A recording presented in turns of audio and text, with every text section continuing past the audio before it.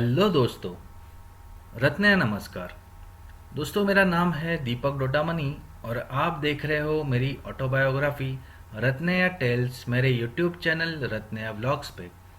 Guys, ये जुलाई या अगस्त 1996 की बात होगी जब 10th का तो रिज़ल्ट आया था और मैंने 11th में एडमिशन भी ले लिया था। अचानक से फ़ोन की घंटी बजी तो मुझे पता चला कि स्कूल से मुझे बुलावा आया है। तुरंत ही तैयार होके मैं स्कूल चला गया।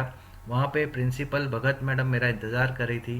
मैडम ने मुझे कॉन्ग्रेचुलेट किया कि मैं आचार्य विषय पारितोषिक जीत चुका था, लेकिन उन्होंने मुझे जम के डांटा क्योंकि लायंस क्लब ऑफ बॉम्बे का जो अवार्ड मुझे मिलने वाला था सांता क्रूज में फर्स्ट आने के लिए, वो लेने के लिए मैं नहीं गया था।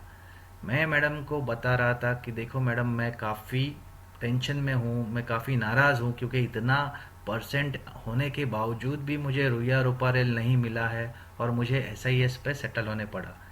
लेकिन तब मैडम ने मुझे एक खत हाथ में दे दिया जिसके वजह से मेरा मोरल काफ़ी हाई हो गया। तो वो खत था हमारे ट्रस्टी मिसेस प्रमिला संघवी ने लिखा हुआ खत, जिसमें उन्होंने अप्रिशिएट किया था मेरी पूरी फैमिली को क्योंकि उन्होंने स्कूल का नाम रोशन किया था और मैंने उस पर चार चांद लगा दिए थे। उसके बाद उन्होंने आचार्य भिसे जी के बारे में भी दो लाइनें लिखी थी कि कैसे आचार्य भिसे जी ने जो ट्राइबल स्टूडेंट है, जो आदिवासी बच्चे हैं, उनके एजुकेशन के लिए अपना पूरा लाइफ दे दिया। 1970 में उनका देहांत हुआ, लेकिन उसके पहले तक वो काफ़ी सारे आश्रम शाला शुरू कर चुके थे। बोर्डी का जो उनका सबसे पहला आश्रम शाला था पालघर डिस्ट्रिक्ट में, वो उनका सबसे बड़ा स्मारक माना जाता है। तो गाइज, मैं आपको थोड़ा पीछे लेके जाता हूँ 1994 में, जब मैं बाल मोहन विद्या मंदिर स्कूल के कैंपस में बैठा था। वहाँ पे ऐसे बहुत सारे बड़े बड़े महान नेताओं के फोटोज़ है, जिसमें से एक जो फोटो था वो अब्राहम लिंकन जी का था और उसके बाजू में एक लेटर था जो अब्राहम लिंकन ने उनके बेटे के हेडमास्टर को लिखा था। और उस लेटर के कुछ जो सेंटेंसेस थे वो मेरे दिमाग में हमेशा हमेशा के लिए छप गए। उसमें एक चीज़ बताई गई थी कि जिस पे आप भरोसा करते हो उस पे आप सक्सेसफुल ज़रूर होते हो। So you have to trust yourself first. Prahaar की मूवी में इसलिए दिखा रहा हूँ क्योंकि लाइफ में एक चीज़ मुझे प्रहार ने सिखा दी थी कि आपको ऑलराउंडर बनना ज़रूरी है।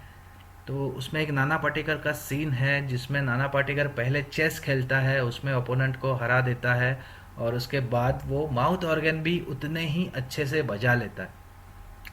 तो खैर, क्या चल रहा था 1995 में, तो जो एक्सीलेंट लोग हैं वो लोग उनका एक्सीलेंस दिखा रहे थे। बहुत बड़े बड़े वो लोग अचीवमेंट उस समय भी कर रहे थे।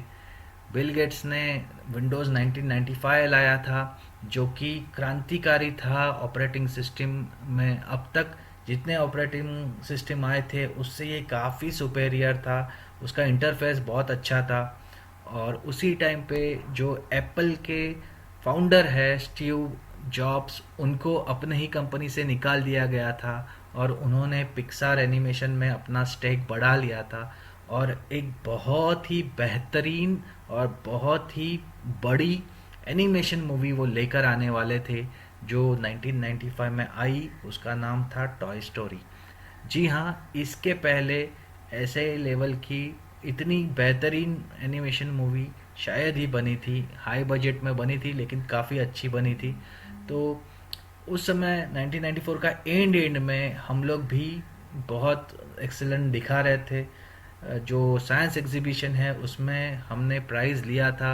एक अर्थक्वेक में स्टेबल रहने वाली बिल्डिंग पे हमने प्रोजेक्ट बनाया था।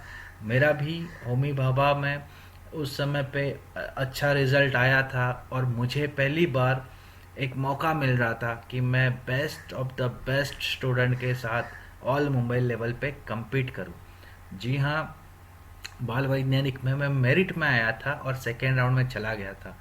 तो जो साइंस एग्जीबिशन में क्विज कंपटीशन में मैं अवार्ड मिला था, उससे बेटर मेरे लिए ये अचीवमेंट था क्योंकि यहाँ पे मैं सिर्फ एच वार्ड से नहीं तो मैं पूरा का पूरा मुंबई का स्टूडेंट्स के साथ मैं compete करने वाला था और मेरे पास मौका था कि मैं बाल वैज्ञानिक बनूं। तो गाइज़ मुझे सेंटर मिला था डीएस हाई स्कूल, जो कि सायन में है, एसआईएस कॉलेज के बाजू में ही था वो। जब मैं वहाँ पे गया तो वहाँ पे ऑल मुंबई लेवल से बेस्ट स्टूडेंट वहाँ पे आए थे। सारे के सारे काफ़ी पढ़ाई करके आए थे, और मैं जितना पढ़ पाया उतना पढ़ने के बावजूद भी जो एक्सपेरिमेंट मेरे सामने आया वो देख के मैं कंफ्यूज हो गया। न्यूटन सेकेंड लॉ पे बेस्ड वो पुली का एक्सपेरिमेंट मेरे सामने रखा गया था। मैं स्टेट बोर्ड से था, सेंट्रल बोर्ड वालों को 11-12 का लेवल का पढ़ाई था, हमको काफ़ी लोअर लेवल का पढ़ाई था। तो ये एक्सपेरिमेंट मैंने देखा भी नहीं था, और एक्स्ट्रा करिकुलर में भी मैं जो पढ़ा था उसमें भी ये मुझे नहीं पता था। तो खैर, मैं इतना पढ़ने के बावजूद भी सबके सामने लूज़र जैसा वहाँ पे खड़ा था। उस दिन मुझे समझ में आया कि आप कितना भी पढ़ाई करो, आप कितना भी लाइफ में एक्सेल करो, आपसे भी ज़्यादा बेहतरीन लोग यहाँ पे है, आपसे भी एक्सीलेंट लोग यहाँ पे है।